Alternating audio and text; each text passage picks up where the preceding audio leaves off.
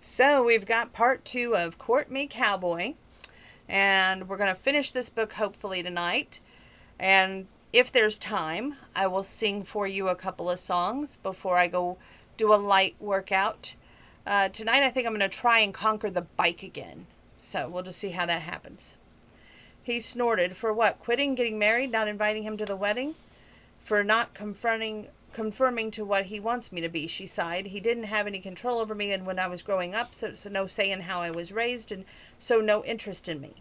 Her voice grew bitter and her eyes lost focus as if she'd left the ranch house kitchen and gone back to time. I had to beg him to let me live with him when I turned 16. He didn't want me at all. I won't argue that point with you, Marissa. He kept his voice low, wanting to bring her back from the hurtful memories. Bad things happen in life, like having a parent desert you. If you're lucky, you even hold on even tighter to the people who are still there. You were lucky. You had your mother. Her head shot up. He said exactly the wrong thing. This is page 144, by the way. Sorry, Gabe, you don't know what you're talking about. Page 145. He did know in a way, but this time he kept his mouth shut. You remember what I told you about that my mother and I never had a Christmas tree because we moved around too much? He nodded.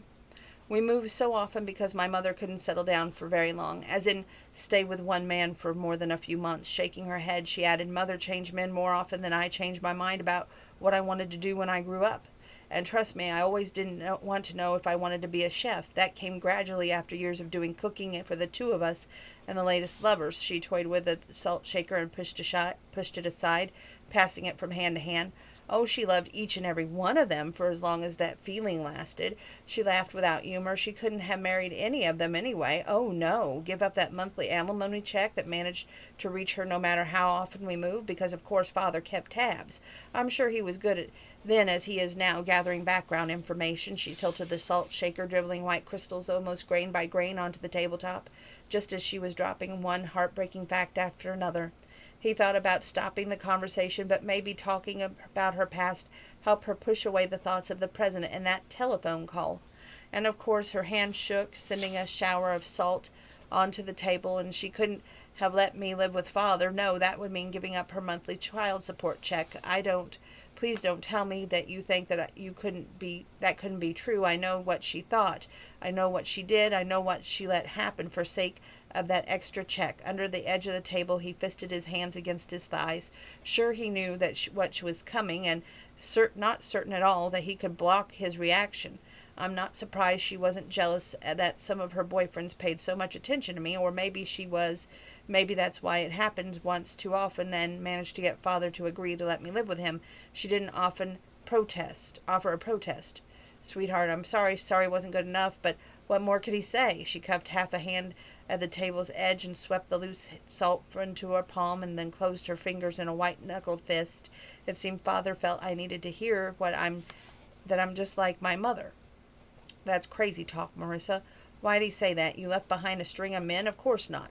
Then what? After a long pause, she shook her head. I think it's just because I no longer work for him that takes away his control. Sounds to me like you're better off without him. Am I? That was page 146. Here's page 147.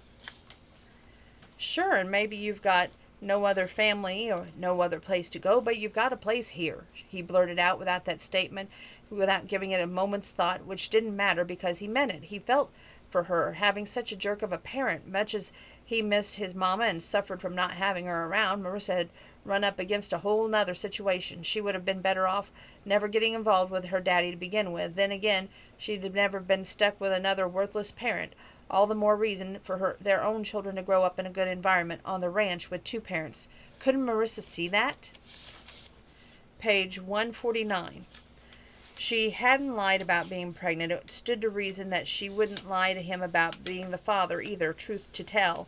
He believed all that along, though he only let himself admit in a short while ago that he listened too long to the fear when he should have been heeding Marissa. We're having a baby. The same words she had said to him the morning she came back. The same reason more than ever now she needed to stay. But would she? He thought back to all the things she had said about her life, the way she had to live in the early years, and now she had gone from town to town as her mother moved from man to man. Would Marissa repeat the pattern? Hadn't she already by leaving? Moving forward.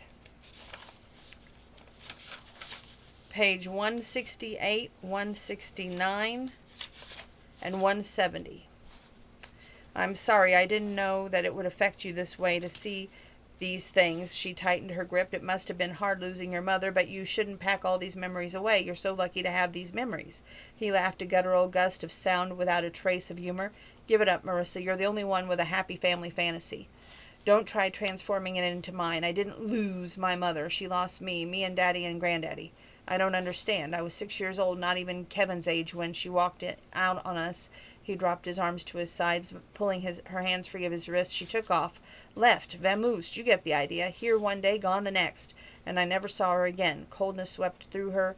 She knew what his words implied, a connection between his mother, desertion, and her own leaving.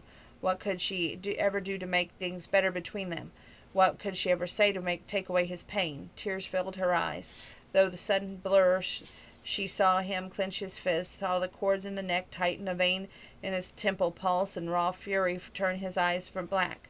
Funny women don't seem to stick around this place. I'm still here, she whispered, her voice cracking. Yeah. His eyes glinted sharp and hard as steel, blade as boning knife. For how long? She tried to speak, but the words clogged in her throat. She couldn't respond when she didn't know the answer, even now. No matter how much her heart hurt for him, no matter how much she wanted to stay, she couldn't make promises that she might not keep. He moved away, his foot lashing against the box, skidding it across the floor. He took another step. She heard something crunch against his boot. Page 170. Looking straight ahead, he strode across the room, his heels shaking the walls, or maybe her ragged breaths and wobbly legs and heaving stomach made things seem to move around her. Slowly she sank to her knees. On the floor beside her lay a little log cabin made of popsicle sticks, now splintered beyond repair. Swallowing a sob, she bowed her head, closed her eyes, and covered her face with her hands. Page 192, 193, and 194. Yes, I like it here. When I was little, she confessed, I always dreamed about having a big family and living in a small town where everyone else knew everyone else. Not what you had growing up. No, not at all. The sympathy in his tone touched her and gave her a renewed hope. If he could only listen and understand, maybe he could start to learn to share. From that they could forge a real friendship. Her own life had never been so much better than her parents hadn't been bitter enemies. If her mother hadn't been that kind of woman she wanted that better life for her and her baby, just as she wanted the marriage to be real.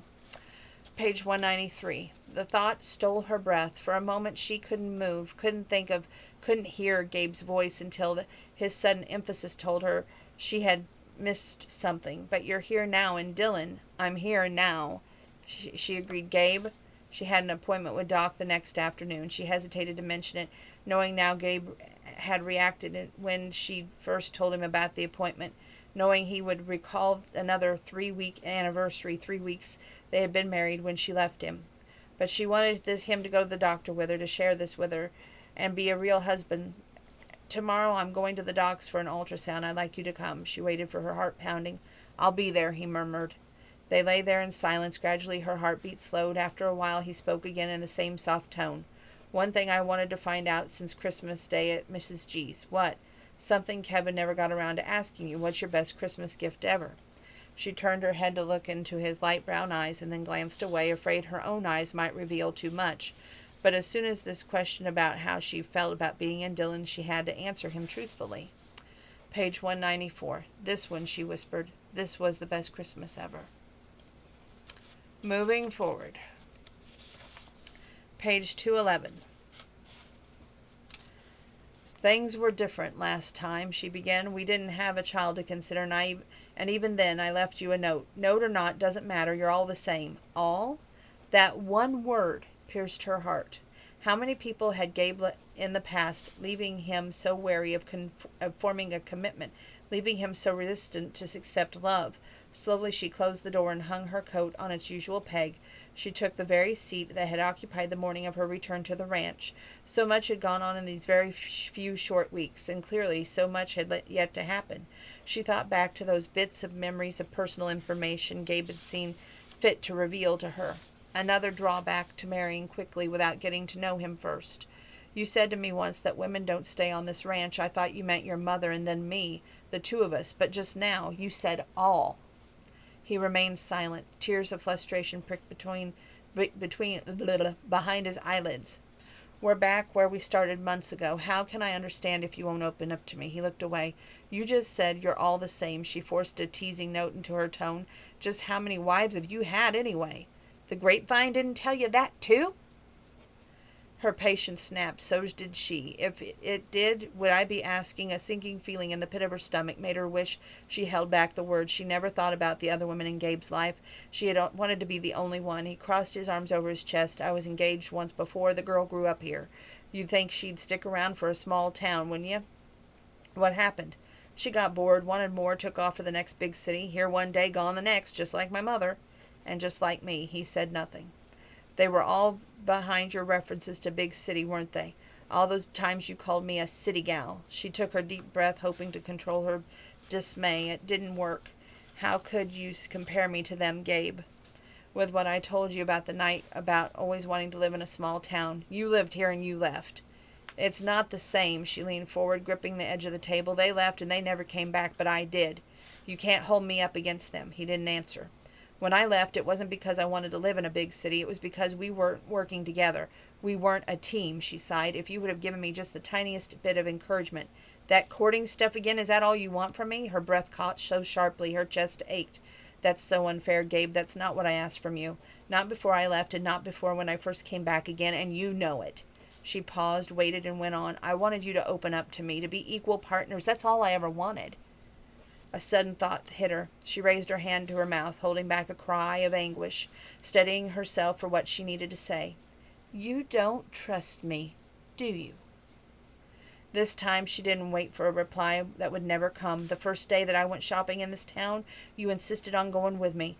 When I did the talk at Sarah's bookstore, you showed up unannounced. Even this afternoon, coming to town for my doctor's appointment with the doc." He said nothing. That was page 212, 213. Here comes 214. She laughed a strangled sound without humor. "I could understand if you only done that to play your part of a loving husband, to stick to our agreement. Instead, you were keeping an eye on me, making sure I wouldn't run away.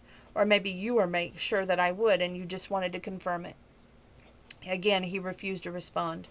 She pushed herself to her feet and had to brace her hands on the table for a moment to stop from trembling. Then she slowly crossed the room to stand in front of him, waited for him till his gaze met hers. "I thought you did all that concern for me and the baby." Her voice broke. She fought a rush of tears. "I wanted to believe it, Gabe. I wanted to think that you loved me because I love you." She rested her hands on his arms, needing to touch him, desperate to reach him. He stared at her unblinking, his jaw set and his body rigid. He didn't respond, but his body spoke for him, corded muscle tensed between the palm. She had done her best to get through to him, and again she had failed. She had declared their love for them to have been rejected. Dropping her hand, she stepped back. "I think it would be best if I moved into town until we sort things out." That's page 214. Let's see here.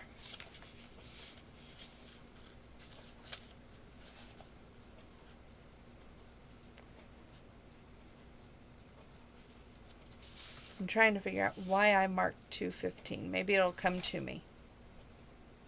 Well, we're just going to keep reading from 214 on. Marissa took one last look around to the guest room. No, she hadn't forgotten anything. In fact, she had much to pack. Most of her suitcases were already filled with untidy because she had flung things into the bags earlier that day in haste to clear every trace of herself from Gabe's bedroom. She wanted no reminders of giving herself eagerly and willingly to a man who didn't love her, who would never love her. Not because he was cold or hard inside, but because he had hurt her before and would do whatever he could to protect his own heart.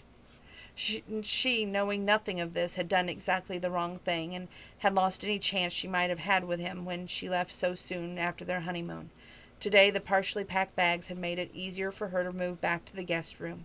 But when it came to moving out, leaving Gabe completely, nothing could make things easier. Nothing could take away that pain she felt as she stood in the kitchen, her heart breaking, faced with his accusations, his silences, his stony refusals to communicate. Nothing could ease her sorrow, as at last she understood. All along she had been fooling herself, believing she was willing to endure the lonely ranch life for her baby's sake, convinced she'd given in to lust. Now only in the room was she about to leave, maybe forever, she had to admit the truth. She had loved Gabe from the beginning, and loved him even more now. She truly wanted to be his wife. Unfortunately, all these realizations had come too late.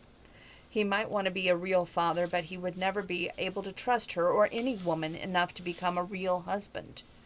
And that's what she wanted and needed in her life. She lifted the smallest suitcase and wrapped her arms around it as she could shield her breaking heart. Though she ached to make her life with him, it would hurt so much worse to stay if he didn't want her. And when she had brought it all on herself, she picked up the last suitcase and went out into the hall, hoping that she could leave the house without having to face Gabe again. The coward's way out, maybe, but she would take it. He didn't give her that option. He stood at the bottom of the stairs, his hands shoved into his jean pockets. "Running away again, Marissa?" Have the strength. He said that to her before, and this time she didn't have the strength to argue. "Only as far as town, as I told you," she said steadily as she could. She eased down the stairs steadily as possible, too, refusing to let him see any sign of weakness from her. Her head held high, she walked right past him. "You can stay here if you want to."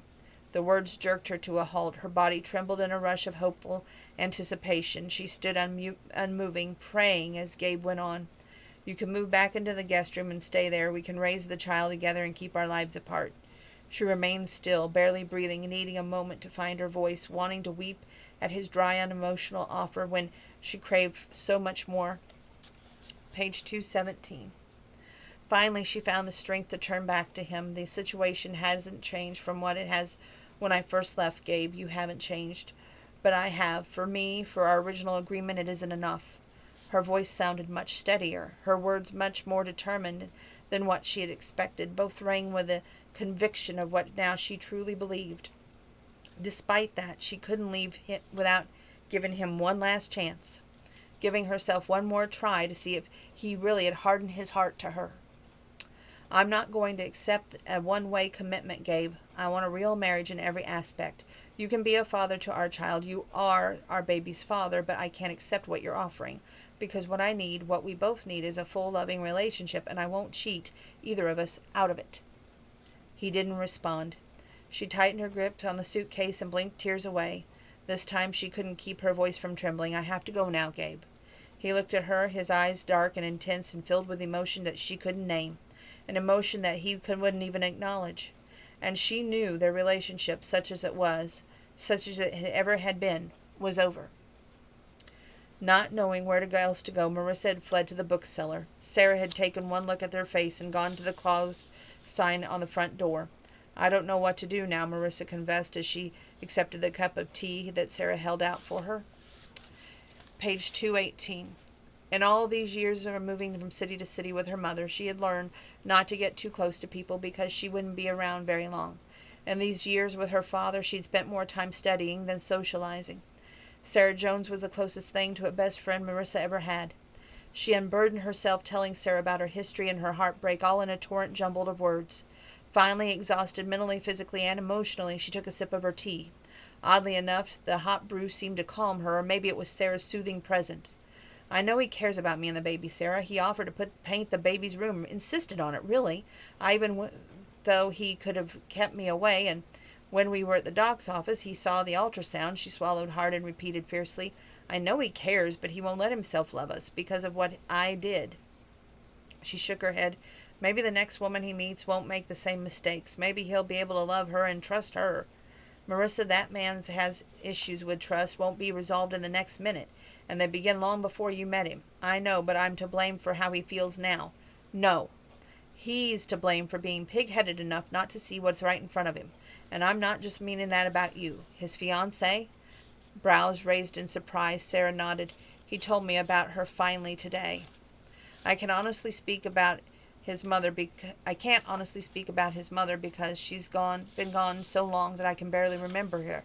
But the fiancé—" She paused, and Marissa didn't want to push. This unplanned pity party was bad enough without having a degenerate into a gossip fest.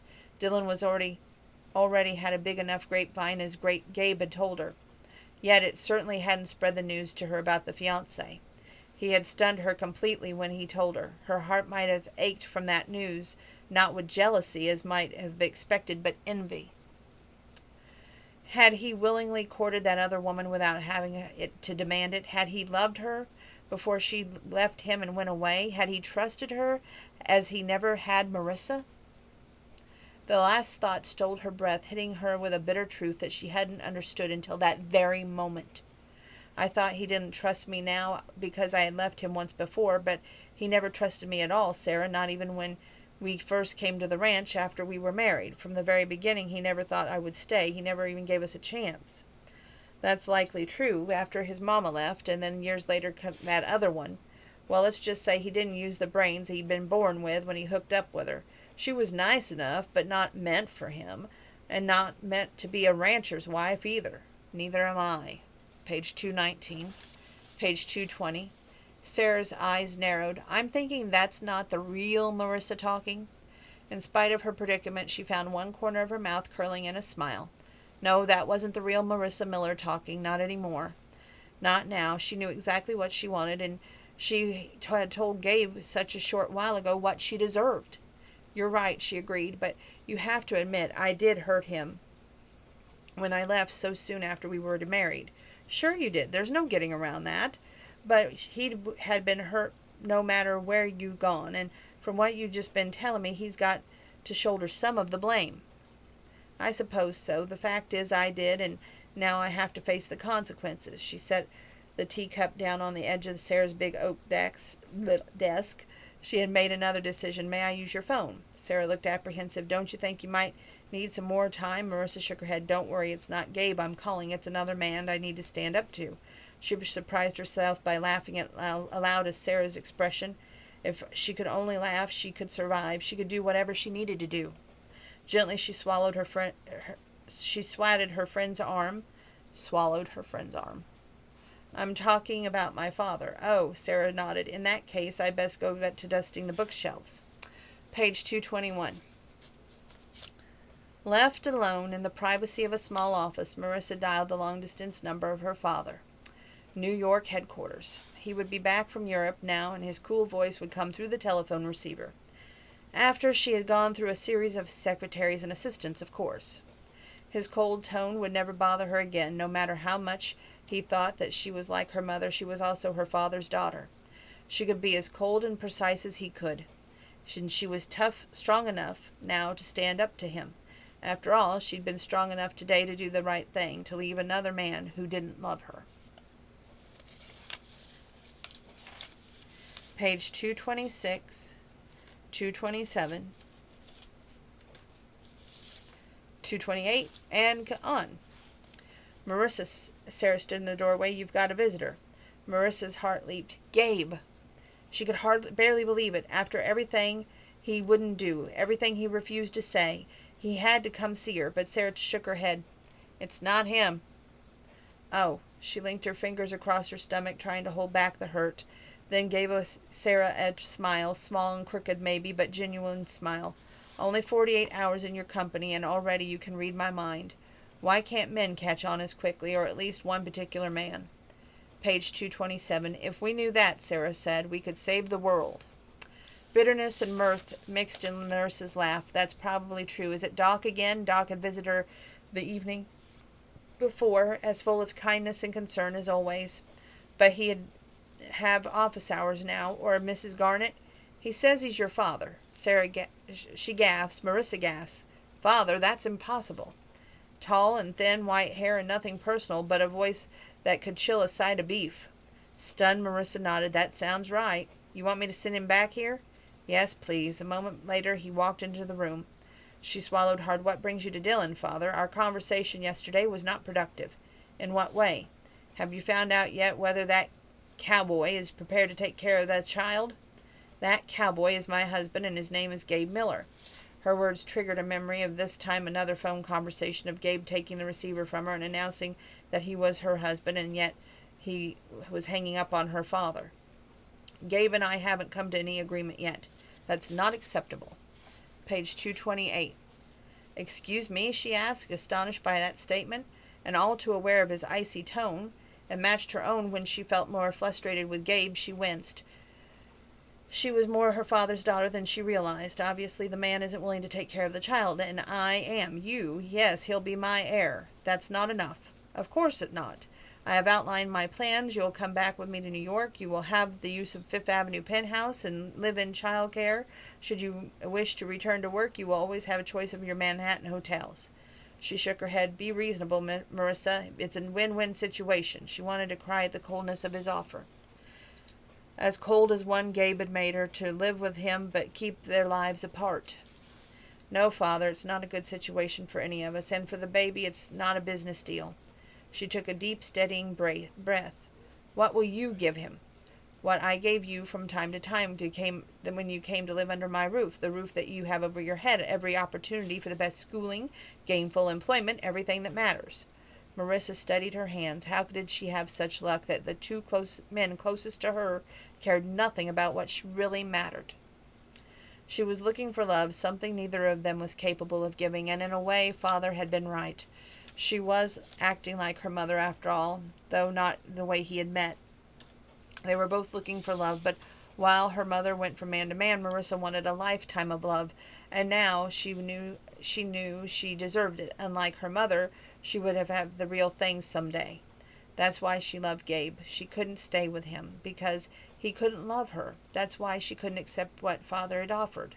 She looked up at him. What you want to give the baby, that list of material things, isn't enough. I see you've learned some negotiating skills. What else do you want? For me, nothing. For my baby, she raised her chin and looked him right in the eye. Love, understanding, compassion, a grandfather who will feed him, bathe him, read to him before bedtime. That expression on his face nearly made her laugh. Is that what you consider most important? His scathing tone chilled her. Use your head, Marissa. What about this child's welfare? How will you support it, with no home to speak of and no ready employment and therefore no income? Several weeks ago, on her way out west, things had seemed so much less complicated than they did right now. Several weeks ago, she hadn't been so far along in her pregnancy or close to facing her future. Page 230. She folded her hands over her stomach, bowed her head, and she gave a deep, shuddering sigh. Now she couldn't think about what she had done wrong in her past, what she'd missed growing up, and what she wanted and needed and wished for herself. Now she could only think of one thing, what was best for the baby. Page 231. Mama stood cuddling closer to the calf. He thought of Marissa and how she would care for their baby and how she would shelter and cuddle their child. He looked again at the mama and the calf, saw nature taking care of its own. Nature always knew best about these things, even when to let go. Sometimes Mama rejected their babies as their own Mama had rejected him, just as he'd rejected Marissa and their son. The thought sucked the wind right from his lungs and stilled the beat of his heart. He was gut-punched by how badly he screwed up and how close he was coming to losing to her. All because he fought to be tough enough to live with her and not lose his heart. All because he'd been afraid she would reject him. And what she had done, really, except try to love him without knowing why he couldn't trust her, why he couldn't love her in return. For the first time he clearly saw what he could have, if only he would have taken the chance. His wife, his son, his family. Something he never wanted before because he wouldn't take that chance, wishing for something that would never be his. He gripped the steering wheel, fighting a steady hand and struggling back to hold a groan. Page 232. Now the joy of keeping Marissa and his child mattered far more than his fear of rejection. Now, instead of being too afraid to trust, he was more afraid to lose everything. And so he had to risk it all. He had to risk his heart. He threw in the pickup into gear and floored it. He had to get to Marissa. It didn't matter how, or it didn't matter now who, we're going to get this right, so slow down. It didn't matter now who knew his marriage was a sham, so long as he had taken the chance to make it real, to fix it, and to save it. Less than a mile later, he caught some movement out of the corner of his eye. A horse and its rider waving to get his attention. None of the boys would drive a horse that hard, not in this weather, not unless they had an emergency. He looked at the phone cradle on the dashboard. Damn, he'd forgotten the cell. The lone horse and rider approached. It was Warren on the Ranger. Gabe braked to halt and jumped out on the pickup truck in the cold rain. "What the hell, man? You ought to be out here in this weather." "Gabe," Warren broke in, gasping his name, "it's Marissa." His blood ran cold. "What?" "Her daddy came to town, taking her home." Warren gulped a deep breath. Gabe felt all his own breath leave his body. "Come on," he said gruffly. "Let's get you out of this wet." Page 233. Warren dismounted, hitched Ranger to a post beside the road, and climbed into the pickup truck with Gabe, who flipped a switch to blast the heat. "Thanks, boss," the older hand said, sounding more steady. "Marissa's daddy pulled up in a fancy limousine. Wants to lure her away, offer a big whole house, live-in help for the baby, and a new job to New York City." "How do you know?" "Sarah Jones to Doc to me." Gabe nodded. He always hated that Dillon grapevine, the way news spread throughout this town faster than a fire through dry sagebrush. It worked like that when his mama left, and later when the woman he was supposed to marry hightailed it out of town. And yet again when the woman he had married took off the first time, and now she was gone once more. Now it was so much worse. What could he offer Marissa that would top what her father could give her? Nothing. Yeah, the Dillon grapevine never failed, but he damn well had. And nature played one a hell of a trick on him. He finally admitted how much he felt for Marissa. He wanted her, loved her, and needed her. But he wouldn't get that chance to let her know that now. Heedless of the wet roadway, Gabe floored the pickup, leaving Warren and Ranger at a speck in a rearview mirror, mashing that gas pedal as if his life depended on. Page 234. And it did. If only he could get into town in time. If only he could get to Marissa. She had come back to him, to stay with him. He'd do whatever it took, beg if need be, and be glad for the chance. He took that final curve into the town, mudslinging skid, coasted onto the main street, and almost stood there on the brake in confusion. Where the hell was he headed anyway? Up and ahead was outside of Sarah's bookstore. He saw his answer. A fancy but stretched limousine, gleaming back in the rain, heading away from him. He punched the gas again, drew up alongside then gained enough ground to slide in front of the other vehicle and slam on the brake. Tires sucked mud as the driver jerked to a stop. He jumped out of the pickup and yanked open the limo rear door. A white-haired man in a mega-buck suit glared at him. What is the meaning of this? Cold as the door handle in Gabe's hand, icy as the sleet sliding inside his collar. "Where is my wife?" "I'll thank you to close the door." Not seeing her in the car, Gabe looked around wildly, spotted Marissa hovering near the entrance to the bookseller under the protective overhang. He walked away, leaving the limo door gaping, focusing only on Marissa. As he neared, he saw the suitcase on the ground at his feet. His heart stopped in his boots, but he kept going. He walked down the stairs and stopped beside her. The door of the bookstore stood halfway open. Just inside sat a neat pile of her suitcases. He nodded toward them and had to force words out of his tight throat. "So you're moving on?" She nodded, focused past him, out of the muddy street. "I'm leaving Sarah's, yes, to go home." "For good?" "I've done enough talking, Gabe. I think it's your turn." This is page 235. He reached up to shift the Stetson, and to his surprise found wet hairs instead. He ran his hand through it. "Talking's not my strong suit. Guess you figured that out." She didn't give an answer. Giving him his own back again. "Well, hell, he deserved it." He gestured to the door. If it'll keep you here, I'll talk a blue streak, but I don't want you turning blue meanwhile." He grabbed her suitcase and followed her into the bookstore. When he shoved the door closed, the bell jangled overhead, startling them both. She sounded about as tightly strung as he felt. He found promise in that. But her mouth settled in a straight line. Her hands, fingers twined, rested across her belly, and her eyes refused to meet his. "You had something to say?" He nodded and took a deep breath. If ever his life he meant to say something worthwhile, now was the time. He hoped like hell he had what he needed to say inside him. Page 236. "That trip to Vegas, the best thing I ever did, and you're the best thing that's ever happened to me." The need to convince her loosened his tongue, drove him on. "We're good together, Marissa, always have been, from the minute we met. And I'm not meaning just in bed. We had good times that week in Vegas before everything went wrong. We've had good times since. Christmas Eve, just you and me in front of that tree together. I want nights like that one again." He thought of all that she meant to him, of all how empty his life would be, and how lost he would be without her. "I want you to come back." He shrugged and shook his head. Sweetheart, I couldn't even compete with what your father's offering if I tried. I can give you all a good home forever on my ranch, and that's in my heart. The That heart battered his ribs now as he waited and waited as she stood not moving, saying nothing. He felt a rib crack. It had to have it, bleh, it had to have, 'cause it caused sudden pain that pierced his chest. Still she kept her eyes turned away, but at last from underneath her lashes he saw the shine of tears. Finally she spoke. "This is a sudden change, isn't it?" "No, it's not. The words took a long time coming, but they were always there. I was wrong, Marissa. Way down inside, the problem didn't come from me not trusting you to stay. It came from not trusting myself to let somebody else in here." He touched his chest. "I did right after I met you, but I was too slab-headed to admit it to you or to myself." He sighed. "I shouldn't have held you up against anyone else. You are not the same, never were, and I'm sorry for doing that. And for all the times I came to town checking up on you, you were right about that too. Another thing I couldn't admit." He tilted his head, willing to look up at her, needing her eyes to meet his. If she wouldn't, he dropped there right on the spot, but she did, and the wave of relief almost knocked him out anyway. "I think we both have things to feel sorry for, Gabe. I guess I can be slab-headed too." One of the corner of her mouth curved the slightest bit. It was the most beautiful smile he ever seen. "It's hard to forget the past and even harder to forgive.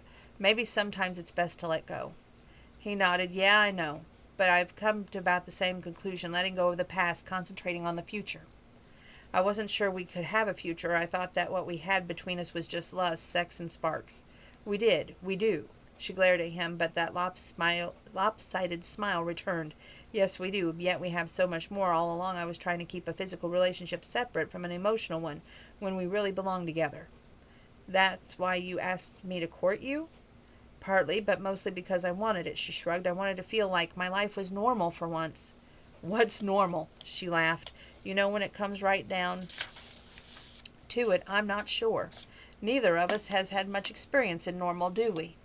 At least as far as being a family." She touched her belly. "At this point, as you pointed out once, we never had the benefit of being raised with both parents. Yeah, and I grew up in a house full of men till I was hired by Joe and Mary. Neither of us know how to be a good parent. Does anybody till they do it? That doesn't become something natural, successes and failures and all. Maybe I was too afraid of the failures, and you were right in the past about my running away. There were things I couldn't face either, mostly the fact that I was too much like my mother. Don't let your daddy brainwash you." She shook her head. "No, it just wasn't him, it was me. I was afraid I was too much like her, and I wasn't even capable of loving someone." Tears sparkled in her eyes, looking at father and thinking of my mother. "I know where that idea came from, but now I can see how different I am, how different you are, too. Father's cold inside, Gabe. My mother's just empty, and I'm not either of those things, and neither are you." "Hell no, sweetheart, not when it comes to each other and our baby." He reached down to cover her hand, still resting his hand over her belly. He held her gaze, feeling right and feeling ready. "I love you, Marissa," and half a smile tugged at her lips.